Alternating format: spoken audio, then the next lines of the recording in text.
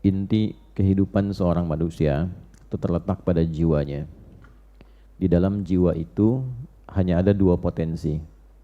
Kalau bukan potensi kebaikan, maka lawannya yang menjadi tidak baik. Potensi kebaikan itu disebut takwa. Lawannya yang seringkali dimanfaatkan oleh setan itu disebut fujur namanya. Maka di Quran surat Asy-Syams di ayat 7 sampai 10 itu keduanya ditampilkan. Wa nafsi wa ma sawwaha. Aku bersumpah, kata Allah. Allah itu kalau sudah bersumpah berarti sangat serius. Karena tanpa sumpah pun sudah serius. Ya, jadi kalau Allah sudah berfirman tanpa sumpah pun itu sangat penting. Kalau ada sumpah di dalamnya artinya begitu penting.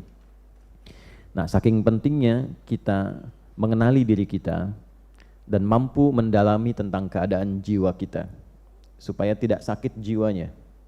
Ya, supaya tidak sakit apa?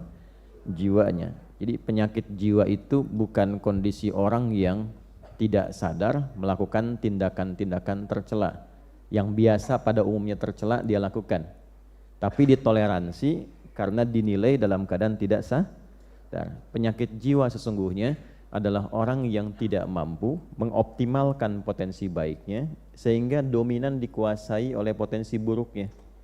Dan keluarlah kemudian tindakan-tindakan yang negatif, yang menyimpang dari fitrah kejiwaannya. Maka keluar yang buruknya itu didominasi oleh provokasi setan, maka keluarlah misalnya lewat mulut kata-kata yang tidak sepantasnya keluar. Nah, itu sedang sakit jiwa. Ya. Keluar ke tangannya, melakukan tindakan yang tidak semestinya dilakukan.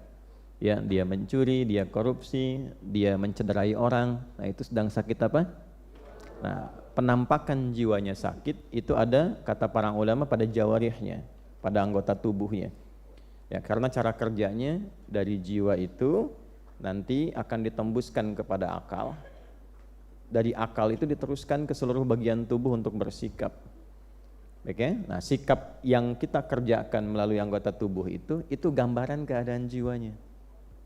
Ya, jadi kalau misalnya tampil sesuatu yang baik, artinya dominasi yang ada pada jiwanya itu begitu positif.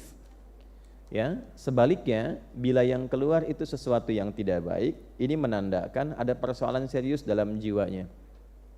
Itu poinnya. Karena itulah kemudian Allah begitu banyak di dalam Al-Quran membimbing kita. Dan bersyukurlah kita kepada Allah, satu-satunya kitab suci di muka bumi ini yang memberikan bimbingan langsung dan menerangkan secara detail tentang kondisi jiwa, cara bekerjanya seperti apa, cara mengeluarkan potensi baiknya bagaimana, cara mengevaluasinya seperti apa, itu hanya Anda akan temukan dalam Al-Quran. Itulah inti kehidupan kebaikan disebut takwa. Karena itu sering kita temukan di dalam Al-Quran amanat-amanat untuk meningkatkan takwa. Meningkatkan itu artinya mengeluarkan potensi itu sebaik-baiknya. Meningkatkan jiwa yang baik untuk dibawa ke lisan, dibawa ke mata, dibawa ke telinga, dibawa ke tangan, dibawa ke kaki. Nah, untuk mengeluarkan potensi takwa itu kan butuh cara kan? Sama dengan kita mengeluarkan potensi ilmu harus belajar kan? Caranya belajar dengan membaca, menganalisis, memahami dari mulai pendidikan anak usia dini, kelompok bermain KB, TKA, TKB, habis itu S semua kan? SD, SMP, SMA, S1, S2, S3, S4, kerupuk 2 kan? Dingin semua tuh. Itu adalah cara. Nah, cara itu dalam bahasa Arab kalau dia luas, besar, itu disebut dengan syariat. Dari kata syari' artinya jalan. Bagaimana cara Bapak Ibu datang ke Masjid An-Nur ini? Melewati jalan. Nah, jalanan luas itu disebut syari' namanya. Kalau jalannya itu kecil, kadang berliku, itu thoriq namanya. Jelas ya? Nah, syari' jalan yang luas. Anda kesini caranya melalui jalan itu. Kita belajar pengetahuan melalui jalan menuntut ilmu. Nah, sama cara kita meningkatkan takwa, mengeluarkan butuh cara. Nah, cara kalau dikumpulkan dalam bentuk ajaran disebutnya syariat namanya. Maka kita temukan di dalam istilah Islam itu ada syariat. Syariat Islam, syariat itu cara kita meningkatkan takwa supaya takwa itu keluar membuat diri kita semakin lebih baik. Jadi orang itu kalau sudah berislam, mengerjakan syariat pasti jadi baik. Tidak ada orang Islam yang tidak baik, kecuali yang mengatakan dirinya muslim tapi tidak mengerjakan jalannya, sehingga tidak mampu berislam dengan cara yang baik. Bapak Ibu boleh cek. Saya kan sering katakan di berbagai kesempatan, kenapa Islam itu ketika dituntun oleh Nabi Muhammad SAW dan dipraktekkan, dituntun dan dipertontonkan di kalangan masyarakat, dipilihkannya oleh Allah di tingkat kriminal yang tertinggi pada masa itu, sehingga disebut jahiliyah. Kenapa tidak di tempat orang-orang yang mungkin sebagiannya ada yang baik gitu, tapi dipilihkan yang memang tingkat kriminalnya paling tinggi untuk menunjukkan betapa istimewanya Islam itu. Bisa merubah orang yang tingkat kriminal tertinggi, titik nadir bahasa kerennya itu, yang paling buruk, tiba-tiba bisa berubah, bertransformasi bahasa kininya, menjadi pribadi terbaik yang kebaikannya melintasi zaman. Dikenal sampai sekarang. Padahal belum pernah ketemu. Gitu kan? Pernah ketemu Umar enggak? Bukan Umar yang jualan soto itu bukan ya. Umar bin Khattabnya. Belum pernah kan? Ya, tapi kan sampai hari ini kita dapati namanya kan. Sampai nama itu diduplikasi, ditiru. Pengen punya nama anak ya, namanya Abu Bakar. Pengen punya nama anak Umar. Ada nggak yang namanya Abu Dzar Al-Ghifari? Ya, padahal Ghifar itu dulu itu adalah kota begal. Ya, jadi semua orang yang suka begal itu di kampung Ghifar. Al-Ghifari itu artinya kampung begal. Ya.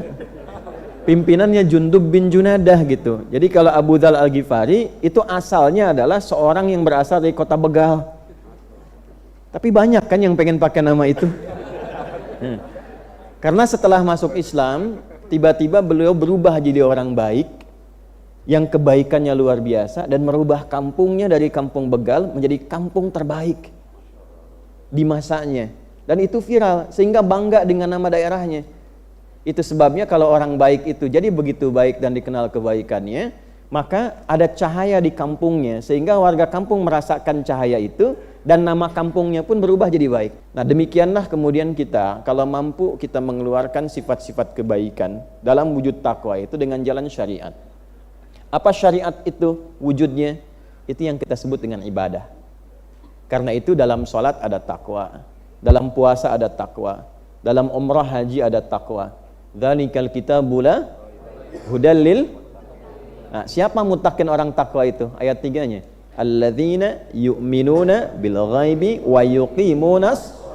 Nah, jadi ketika ibu, saya, kita diminta menunaikan sholat, bukan ingin memberikan beban, tapi sholat itu akan merubah kita menjadi pribadi yang lebih baik.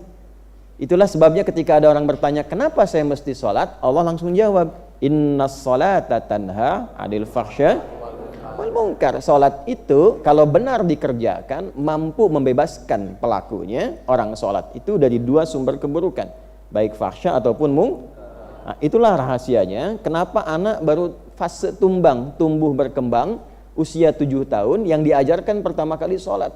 Mengapa? Karena diharapkan anak itu tumbuh menjadi pribadi yang baik di masa depan. Ya ayyuhalladzina amanu kutiba alaikumus kama kutiba 'alal ladzina min qablikum la'allakum tattaqun. Di dalam puasa ada takwa. Itulah sebabnya kenapa orang puasa cenderung bisa menjadi lebih baik dibandingkan saat dia tidak puasa. Dan ternyata di antara hikmah puasa itu mampu menekan seseorang dari perbuatan maksiat, bahkan sifat buruk yang pernah dia kerjakan. Nah, ini kenapa setiap Jumat kita tiap pekan khatib mengingatkan yuk tingkatkan takwa. Maksudnya apa? Coba evaluasi sebanyak apa kebaikan yang sudah dikerjakan selama sepekan ini dengan status yang melekat pada diri kita. Misal datang ke Jumat ya, ketika mendengar khatib mengatakan, jamaah sekalian mari kita tingkatkan takwa. Lekatkan statusnya. Sebagai anak, berapa kebaikan yang telah kita munculkan kepada orang tua. Sebagai suami, berapa kebaikan yang telah dikumpulkan yang mampu diberikan kepada istri. Sebagai ayah, status sosial dan sebagainya. Nah, kumpulkan itu. Jangan sampai kita wafat kecuali sedang patuh mengerjakan kebaikan itu. Itu diantara rahasia. Kalau sudah jadi muslim, pasti insya Allah jika Islamnya benar, syariatnya benar, terkumpul kebaikan dalam dirinya, dan kebaikan yang menghasilkan pahala itu disebut dengan hasanah, dan dengan hasanah itulah kita pulang di dunia sampai ke akhirat. Maka doanya, Rabbana atina fid dunya wa fil akhirati wa qina. Nah,